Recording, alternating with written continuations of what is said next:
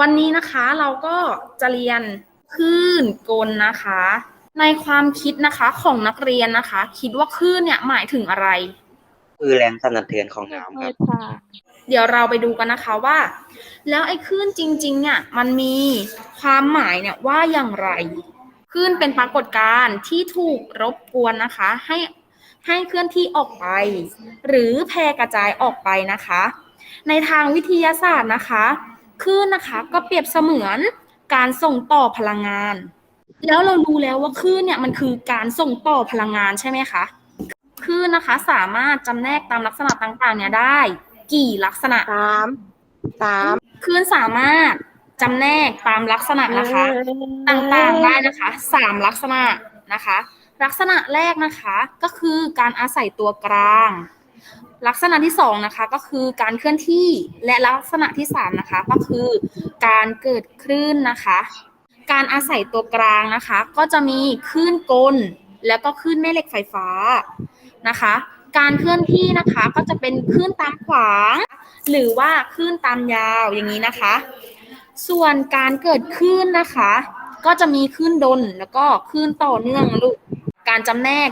ลักษณะแรกนะคะก็คือการอาศัยตัวกลางนะคะเคยได้ยินคำว่าคลื่นกลไหมคะเคยค่ะเคย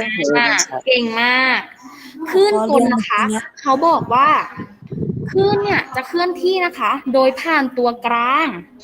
ตัวกลางในที่นี้นะคะนักเรียนเคยได้ยินไหมว่าตัวกลางก็คือของแข็งของเหลวและแก๊สหรือก๊าซนักเรียนเคยได้ยินไหมของตัวกลางเคยค่ะเก่งมากเคยนะคะ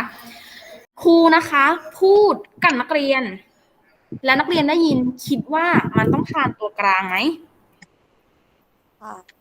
เข้าใจตรงกันไหมเข้าใจค่ะเข้าใจนะแล้วตัวอย่างของคลื่นกลนะคะครูให้นักเรียนยกตัวอย่างให้ครูนิดหนึ่งว่าคลื่นกลเนี่ยมีตัวอย่างอะไรบ้างคลื่นในสปริงครูได้ยินว่าคลื่นในสปริงคลื่นน้ำคลื่นน้ำคลื่นกลนะคะครูจะบอกว่ามันจะมีคลื่นเสียงนะคะคลื่นน้ำคลื่นในสปริงอย่างนี้นะคะหรือคลื่นในเส้นเชือกนะคะแล้วก็คลื่นแผ่นดินไหวนะคะส่วนประกอบของคลื่นนะคะก็คือจะมีสันคลื่นก็คือจะอยู่บนสุดนะคะของคลื่นท้องคลื่นนะคะก็จะอยู่ใต้ท้องคลื่นนะคะส่วนแอมพลิจูดนะคะจะมีสัญลักษณ์นะคะเป็นตัว A นะคะแล้วจะมีหน่วยนะคะส่วนความยาวคลื่นนะคะมันก็คือเป็นแลมด้าสัญลักษณ์แลมด้านะคะมันก็จะเป็นตัว y คว่ำนะคะความถี่นะคะมันก็คือตัว f เล็กนะลูกสัญลักษณ์ของมันคือตัว f เล็กนะคะหน่วยของ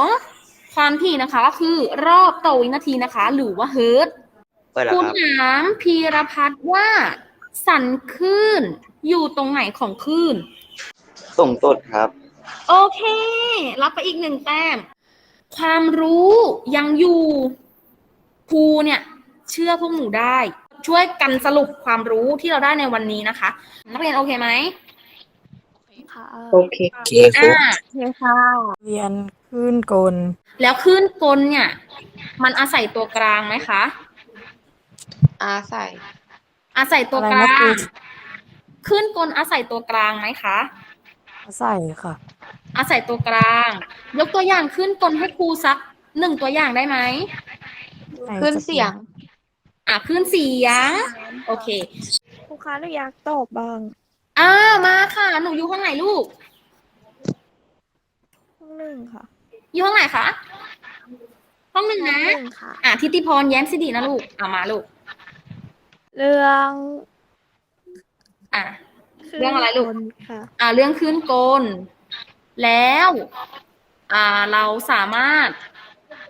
ที่จะแบ่งคลื่นออกเนี่ยได้กี่ลักษณะคะถ้าเราจะจำแนกเนี่ย